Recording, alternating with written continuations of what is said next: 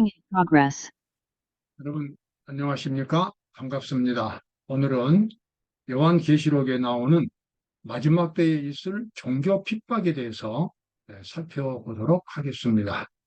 요한계시록 13장에는 기독교 세력이 하나님의 백성들을 핍박하고 삶의 기반을 압박하면서 마침내는 죽이라는 명령까지 내릴 것이라고 하는 예언이 나와 있습니다.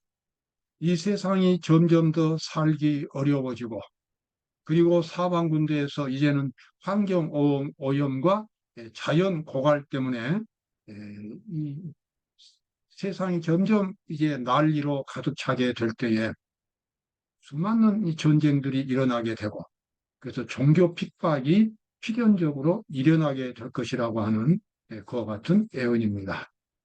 어떻게 그러한 종교 핍박이 가능하게 되는지 오늘 한번 살펴보도록 하겠습니다. 요한계시록 13장 15절에는 이렇게 나와 있습니다. 짐승의 우상에게 경배하지 아니하는 자는 몇이든지 다 죽이게 하더라. 우상에게 경배하지 않으면 다 죽이겠다고 하는 것입니다. 여러분, 이 우상은 무엇입니까? 허상입니다.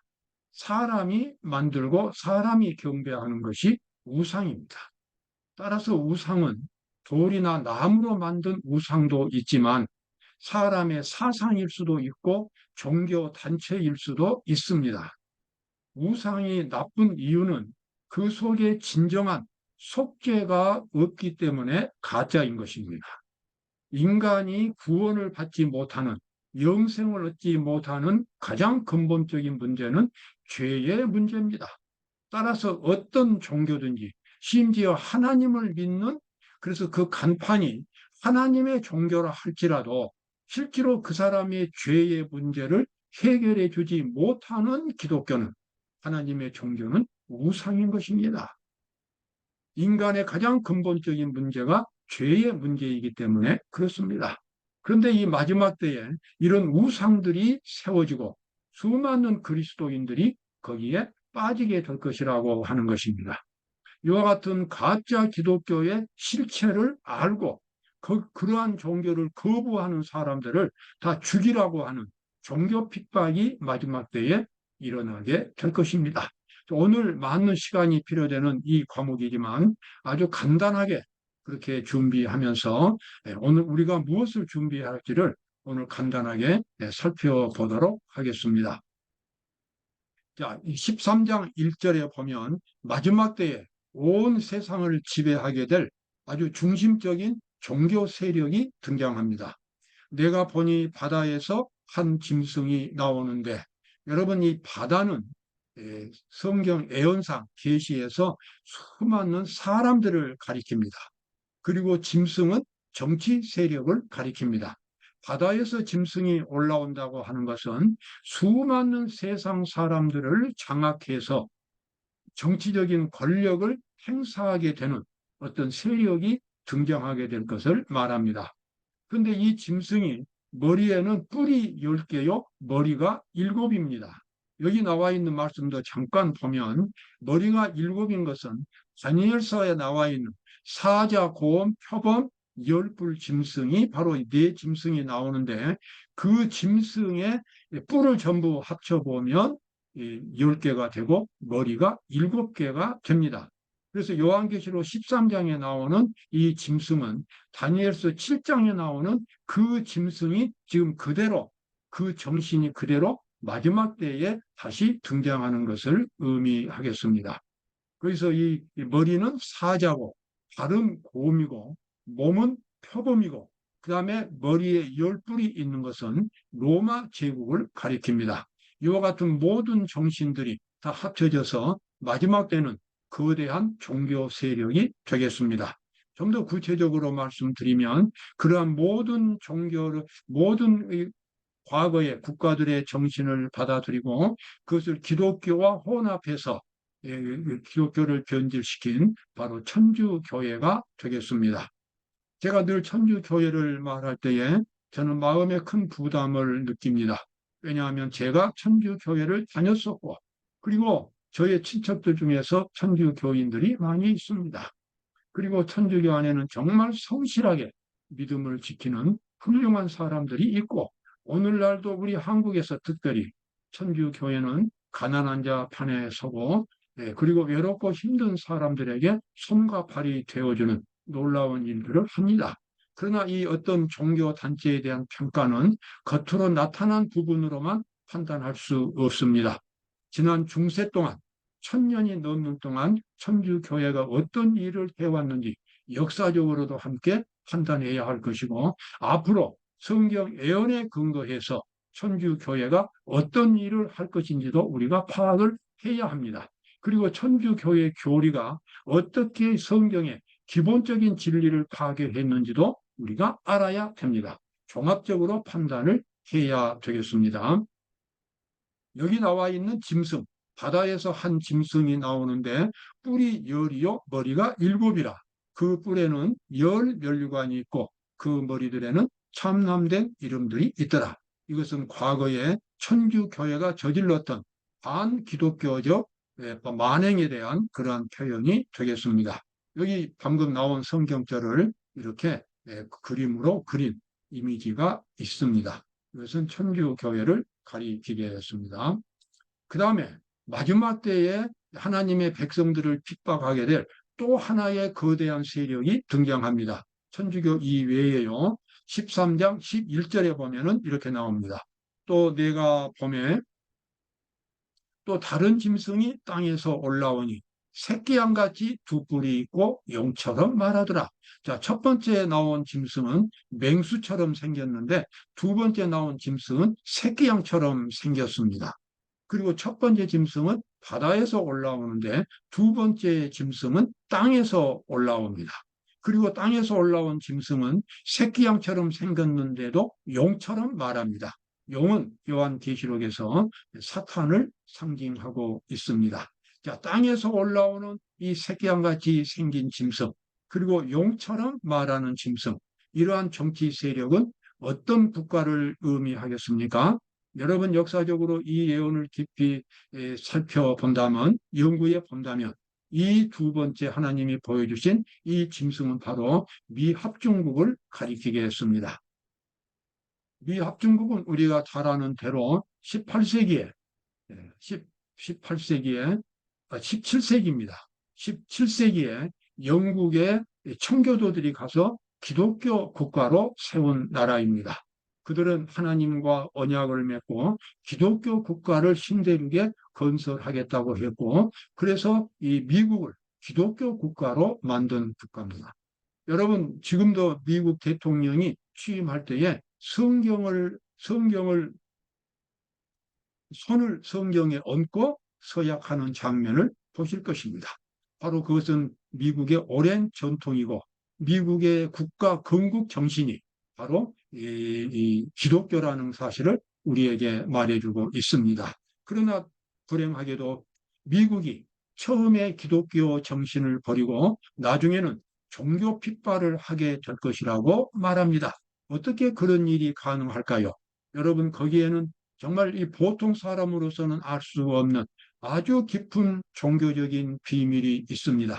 여기 나와 있는 말씀 요한계시록 13장에 보면 저가 모든 자, 곧 작은 자나 큰 자나 빈궁한 자나 자유한 자나 종들로 그 오른손에나 이마에 표를 받게 하고 누구든지 이 표를 가진 자 외에는 매매를 못하게 한다. 매매를 못하게 한다. 그 말은 생존권을 박탈한다는 것입니다. 살아갈 수 있는 권리를 다 없애버린다는 것입니다.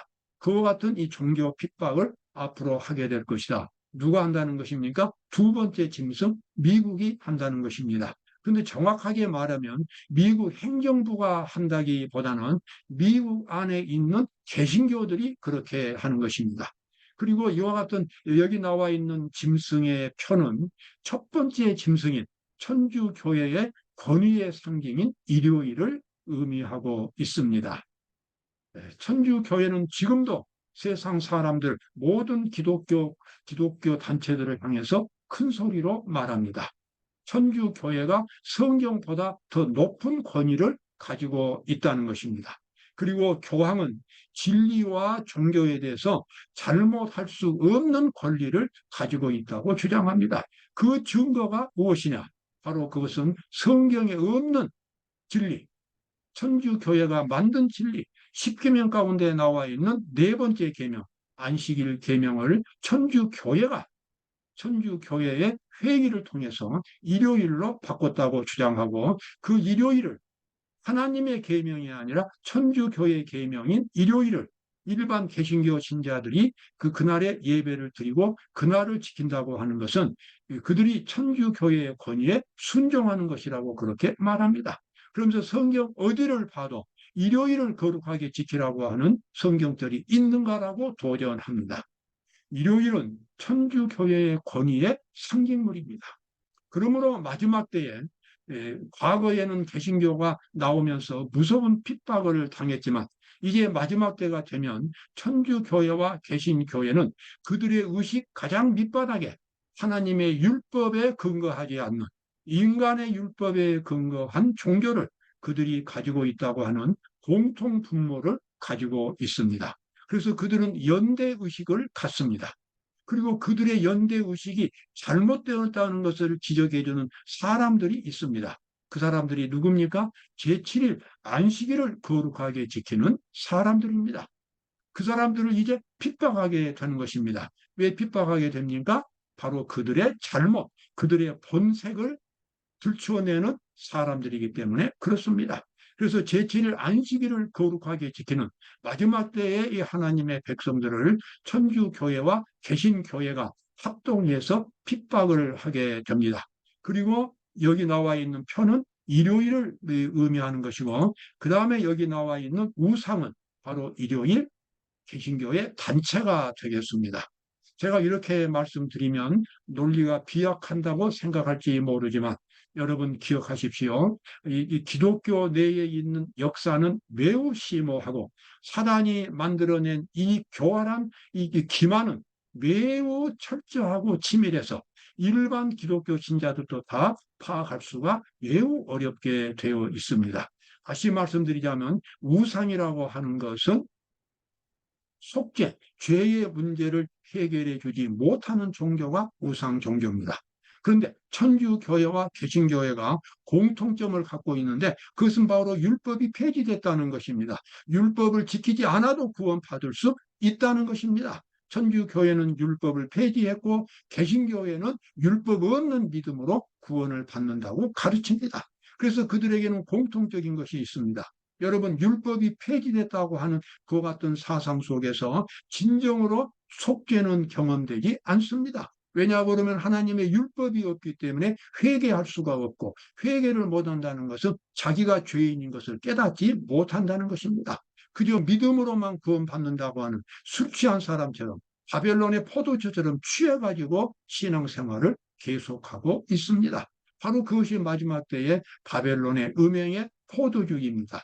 율법 없는 신앙, 하나님의 계명에 순종하지 않는 신앙, 여러분 주변을 둘러보십시오.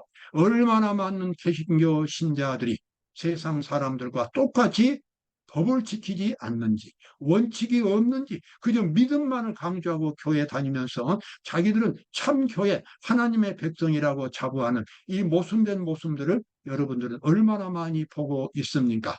바로 그것이 바벨론의 음행의 포도주고, 그 뿌리가 어디에 나와 있는가? 천주교회에서 십계명을 바꿔버린, 안식일 계명을 일요일로 바꿔버린 바로 거기에서부터 이 모든 종교적인 폐단이 일어나게 되고, 그래서 수많은 그리스도인들이 그 함정 속에 빠져 있습니다. 바로 그것이 우상인 것입니다. 그래서 개신교회가 천주교회를 위한 우상으로 변해 버렸습니다. 그래서 이 두 단체들은 서로 연합해서 이제 하나의 우상이 만들어지고, 그리고 이 마지막 때에 안식일 계명을 성실하게 지키는 남은 하나님의 백성들을 핍박하게 될 것입니다. 그래서 이제 이 마지막 때에 하나님께서는 참된 교회를 이렇게 말씀하셨습니다. 성도들의 인내가 여기 있나니 저희는 하나님의 계명과 예수 믿음을 지키는 자니라. 같이 읽어드리겠습니다. 성도들의 인내가 여기 있나니 저희는 하나님의 계명과 예수 믿음을 지키는 자니라. 하나님의 계명을 지키는 사람들이 마지막 때에 하나님의 참된 백성들이고, 예수 믿음을 지킨다고 하는 것은 믿음으로 말미암는 의, 예수 그리스도를 믿음으로써 율법을 복음으로 경험하는 사람들, 바로 그 사람들이 하나님의 참된 백성들이 되겠습니다. 오늘날 수많은 그리스도인들이 율법과 복음을 분리시켰습니다. 그러나 그것은 아주 치명적인 오류인 것입니다. 예수님은 산상보훈을 통해서 하나님의 율법, 하나님의 계명을 복음으로 변화시켰습니다. 하나님의 율법은 그리스도의 십자가를 통해서, 십자가의 정신을 통해서 우리의 생활 속에서 복음으로 변하게 됩니다. 그래서 복음과 율법은 사실상 같은 것입니다.